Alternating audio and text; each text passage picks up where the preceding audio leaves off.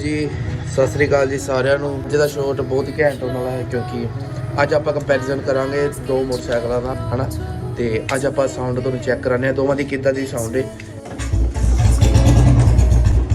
ਆ ਦੇਖੋ ਇਦਾਂ ਦੀ ਕੋਈ ਸਾਊਂਡ ਹੈ ਨਹੀਂ ਆਈਡਲ ਤੇ।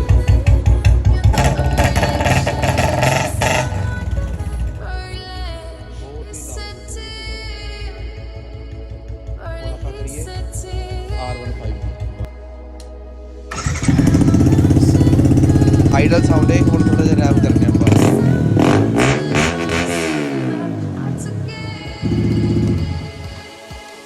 ਹੁਣ ਆਪਾਂ ਦੀ ਕੰਕਲੂਜਨ ਹਨਾ ਦੀ ਆਵਾਜ਼ ਬਹੁਤ ਲਾਊਡ ਸੀ, ਕੰਨਾਂ 'ਚ ਚੁਭਦੀ ਸੀ ਤੇ R1 ਦੀ ਸਾਊਂਡ ਥੋੜੀ ਬੇਸੀ ਸੀ।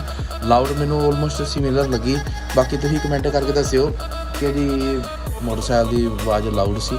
ਠੀਕ ਹੈ, ਬਸ ਅੱਜ ਦੇ ਸ਼ੋਟ ਦੇ ਵਿੱਚ ਇੰਨਾ ਹੀ। ਮਿਲਦੇ ਹਾਂ ਤੁਹਾਨੂੰ ਛੇਤੀ ਨੈਕਸਟ ਸ਼ੋਟ ਦੇ ਵਿੱਚ। ਬਾਏ।